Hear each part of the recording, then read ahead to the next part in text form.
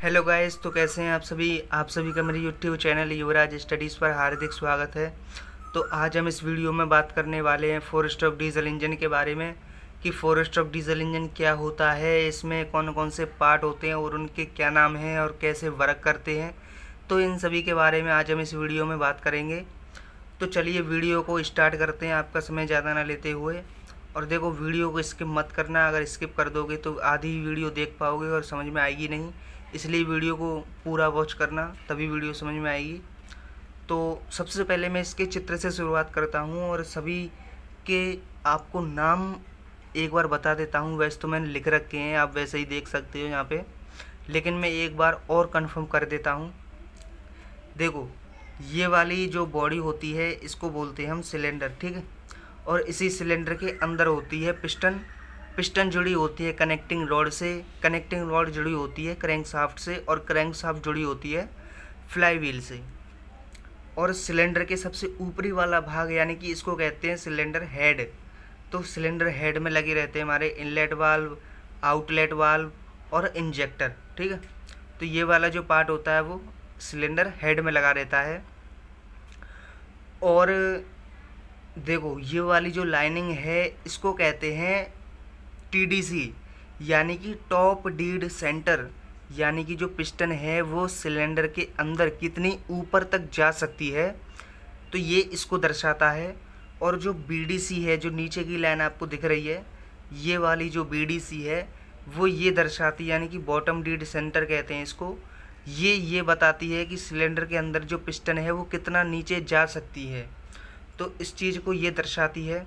तो इनमें कंफ्यूज होने की बात नहीं है। और टीडीसी और बीडीसी के बीच को हम क्या कहते हैं, स्ट्रोक कहते हैं, ठीक है। पिस्टन जो होती है वो टीडीसी से बीडीसी, इन्हीं के बीच में हमारी ऊपर नीचे गति करती रहती है। तो अब मैं आपको स्ट्रोक के बारे में बता देता हूँ एक बार। अब इसके स्ट्रोकों को पढ़ लेते हैं, चारों स्ट्रोकों को। तो देखो, जो पहला स्ट्रोक होता है उसे कहते हैं सक्शन स्ट्रोक। इसमें जो चित्र होता है वो कुछ इस प्रकार से होता है। जो हमारी पिस्टन है सक्शन स्ट्रोक में, वो हमारी टीडीसी से बीडीसी की तरफ गति करती है। इस स्थिति में हमारा जो इनलेट वाल्व होता है वो खुल जाता है, जिससे सिलेंडर के अंदर जो है वो सक्शन क्रिएट हो जाता है और इनलेट वाल्व के माध्यम से जो हवा है वो अंदर आ जाती है। और हवा तब तक आती रहती है जब तक कि जो पिस्टन है वो टीडीसी तक, बीडीसी तक नहीं पहुंच जाती, ठीक है। तो इस वाले स्ट्रोक में हवा अंदर आती है। तो ये तो रही इसके चित्र को देखकर वर्किंग। अब इसकी लिखी वर्किंग भी देख लेते हैं एक बार। तो इस स्ट्रोक में पिस्टन टीडीसी से बीडीसी की तरफ जाती है, और पिस्टन जैसे जैसे बीडीसी की तरफ आगे बढ़ती है, जिससे सिलेंडर के अंदर दाबांतर पैदा हो जाता है, और दाब की वजह से इनलेट वाल्व खुल जाता है और वायुमंडलीय हवा अंदर आती है। और यह वायु तब तक अंदर आती है जब तक कि पिस्टन बीडीसी तक नहीं पहुंच जाती, ठीक है। देखो, जो पहला स्ट्रोक होता है जिसे हम सक्शन स्ट्रोक कहते हैं, इस वाले स्ट्रोक में हमारी केवल और केवल वायु ही अंदर आती है, ठीक है। अब दूसरे स्ट्रोक की बात करते हैं। देखो, जो दूसरा स्ट्रोक होता है इसको कहते हैं हम कंप्रेशन स्ट्रोक। तो इसमें जो पिस्टन होती है वो बीडीसी से टीडीसी की तरफ गति करती है, और इस वाले स्ट्रोक में जो हमारा इनलेट वाल्व होता है वो बंद रहता है और आउटलेट वाल्व भी बंद रहता है, ठीक। अब देखो, जो पिस्टन है वो जैसे जैसे बीडीसी से टीडीसी की तरफ ऊपर बढ़ती है, यानी कि आगे बढ़ती है, तो अंदर उपस्थित हवा कंप्रेस होना शुरू हो जाती है। और जैसे जैसे पिस्टन टीडीसी की तरफ और आगे बढ़ती है तो वो हवा और कंप्रेस होती है और उसका टेम्परेचर बढ़ जाता है। जब हमारी पिस्टन टीडीसी तक पहुंच जाती है तो उसका जो तापमान है हवा का वो बहुत अधिक बढ़ जाता है, और इसी बढ़े हुए तापमान हम क्या करते हैं, ये जो इंजेक्टर है, इस इंजेक्टर के माध्यम से डीजल को क्या करते हैं, स्प्रे करते हैं। किसमें? इस तापमान बढ़े हुए हवा में। तो जैसे ही हम इसमें स्प्रे करते हैं तो जो डीजल होता है वो जल जाता है, यानी कि जैसे ही हम स्प्रे करते हैं तो यहाँ पर क्या होता है, एक ब्लास्ट होता है। उस ब्लास्ट की वजह से इस पिस्टन की ऊपरी वाली सतह पर एक धक्का लगता है, तो इस वाले स्ट्रोक में हमें क्या मिलती है, पावर मिलती है। ठीक है, अब ये रही इसकी वर्किंग। अब एक बार हम लिखी वर्किंग भी देख सकते हैं। देखो मैं जो बता रहा हूँ और जो यहाँ पर मैंने लिख रखा है, आप वीडियो को पॉज करके आप इसका या तो स्क्रीनशॉट ले सकते हो या साथ ही साथ इसे लिखते जाना, जिससे आपको कंफर्म हो जाए।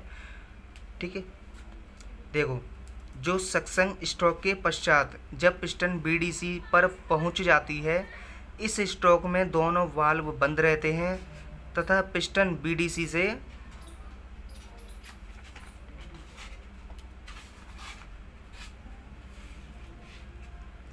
टीडीसी की तरफ जाती है, और जैसे जैसे पिस्टन टीडीसी की तरफ बढ़ती है तथा सिलेंडर के अंदर उपस्थित वायु कंप्रेस होती है, और जब तक पिस्टन टीडीसी पर पहुंचती है तो वायु का दाब व ताप बहुत अधिक बढ़ जाता है तथा इस गर्म वायु में इंजेक्टर द्वारा डीजल या फ्यूल, ठीक है, डीजल को वो एक तरीके से फ्यूल ही होता है, को स्प्रे किया जाता है, और फ्यूल वायु के संपर्क में आने से जल जाता है। यानी कि जो फ्यूल है वो वायु के संपर्क में आने से, जो वायु है वो गर्म है, और उस गर्म वायु के संपर्क में आने से जो फ्यूल है वो क्या होता है, जल जाता है, जिससे पिस्टन पर एक धक्का लगता है।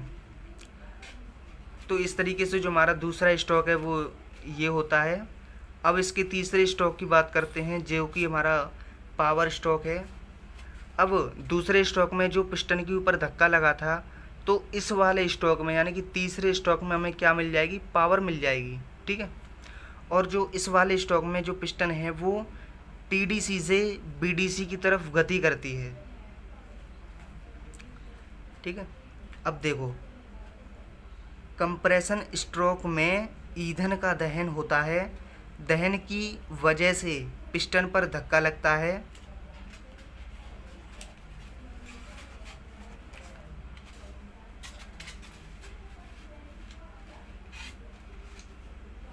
और इस स्ट्रोक में पिस्टन टीडीसी से बीडीसी की ओर जाती है। इस स्ट्रोक में हमें कार्य प्राप्त होता है, और इस स्ट्रोक में दोनों वाल्व बंद रहते हैं। ठीक है, तो इस स्थिति में हमारे दोनों वाल्व जो होते हैं ना, इनलेट और आउटलेट, ये वाला इनलेट और ये वाला आउटलेट, ये दोनों वाल्व हमारे बंद रहते हैं। अब चौथे स्ट्रोक की बात करते हैं, जो कि है हमारा एग्जॉस्ट स्ट्रोक। तो इसमें हमारी पिस्टन और सिलेंडर की स्थिति कुछ इस प्रकार होती है। अब इस वाले स्ट्रोक में जो पिस्टन है वो हमारी बीडीसी से टीडीसी की तरफ गति करती है, और अंदर जो भी जली हुई गैसें हैं, और जैसे ही पिस्टन टीडीसी की तरफ आगे बढ़ती है तो जो अंदर जली हुई गैसें हैं वो देखो इस वाले स्ट्रोक में जो हमारा आउटलेट वाल्व होता है वो खुल जाता है। ठीक है, तो जैसे जैसे पिस्टन टीडीसी की तरफ आगे बढ़ती है, अंदर जली हुई गैसें आउटलेट वाल्व या एग्जॉस्ट वाल्व के माध्यम से बाहर निकलने लगती हैं, और जब पिस्टन टीडीसी पर पहुंच जाती है तो सभी सिलेंडर के अंदर जितनी भी जली हुई गैसें हैं वो सभी आउटलेट वाल्व या एग्जॉस्ट वाल्व के माध्यम से बाहर निकल जाती हैं। अब देखो